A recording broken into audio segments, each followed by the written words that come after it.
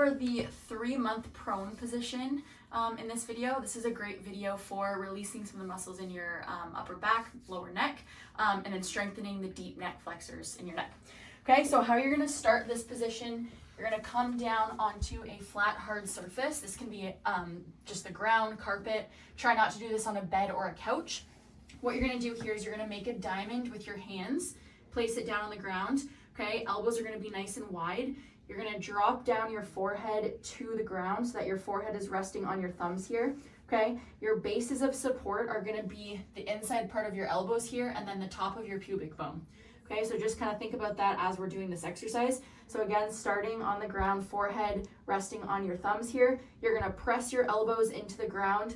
Keep your chin tucked like you're giving yourself a double chin. Push the floor away, okay? If this is kind of hard on your wrist here, you can extend your wrists up like you're volleying a volleyball, okay? Keep that chin tucked. Create the tallest spine you can so you're pushing your head towards the wall in front of you here. You're gonna, again, push into your elbows.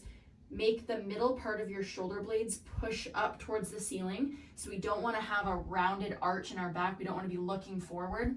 You want to keep your eyes down below your thumbs, pushing the ground away, lifting between the middle part of your shoulder blades, and then you're going to hold this position. I like to hold it for about like 8 to 10 breaths.